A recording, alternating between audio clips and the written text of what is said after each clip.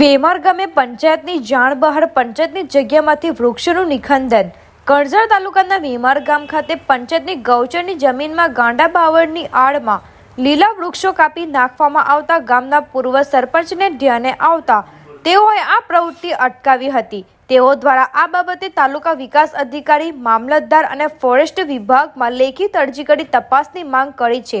પૂર્વ સરપંચના જણાવ્યા અનુસાર લાકડા રાજુ બારોટ અને જયમીન પાતન વાડિયા નાવ કાપીને લઈ ગયા છે।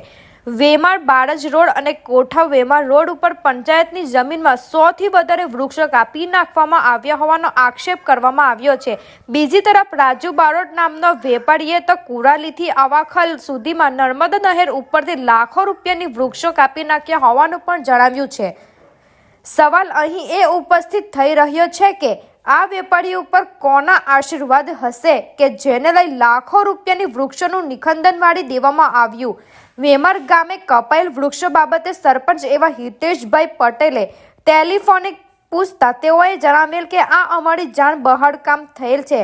જાણ થતાં કામ બંધ કરાવી આ બાબતે મામલતદારને જાણ કરી છે। બીજી તરફ પૂર્વ સરપંચ દ્વારા પણ આ બાબતે તંત્રને લેખિતમાં ફરિયાદ કરવામાં આવી છે। ત્યારે જોવું રહ્યું કે તંત્ર વેપારીઓ સામે શું પગલાં ભરે છે। શું હકીકત છે? મારા કાકાનું ખેતર અહીંયા બાજુમાં આવેલું હતું। એમના ખેતરે ની આગળ સરકારી જગ્યામાં ગેરકાયદેસર ઝાડવા કપાતા એમને મને જાણ કરતા અમે બે અહીં આવતા વેપારી રાજેશ નરપત બારોટને જયમીન અરવિંદ પાટણવાડિયા બે જણા અહીં લાકડા કપાવતા હતા। એમને પૂછ્યું હતું કે અમે વેમર ગામ પંચાયત દ્વારા પરમિશન આપવામાં આવી છે અને આ રાજેશ બારોટ જે છે ઉર્ફે તેને કુરાલીથી લઈને ઠેક અવાકલ સુધી ગેરકાયદેસર કેનલ પર બી લાકડા કાપેલા છે। એની પર કોઈ કાર્યવાહી કરવામાં આવતી નથી। અહીંયા અમે અમારા ગામ પંચાયતના સરપંચ જયેશભાઈને કીધું કે આ ગેરકાયદેસર કપાય તો અમને કીધું કે આ પંચાયત દ્વારા કાઢવામાં આવ્યા છે।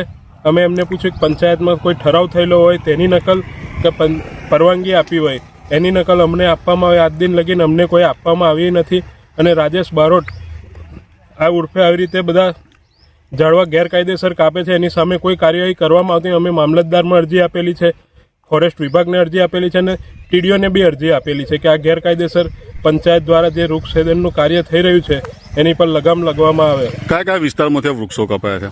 વેમાર બાણજ રોડ પર, વેમાર કોઠાવ રોડ પર, વાડીનાથ મંદિરની પાછલા ભાગે ને વસાવા સમાજના સ્મશાન આવ્યું છે એ તરફે બી લાકડા કાપવામાં આવ્યા છે। કેટલા વૃક્ષો કાપ્યા છે આ લોકો અંદાજિત એ લોકોએ 150 થી 200 વૃક્ષો કાપવામાં આવ્યા છે અને જેસીબી દ્વારા એના થળિયાને કાઢવામાં આવ્યું છે। જેસીબીનો નંબર છે GJ12 CM 4175।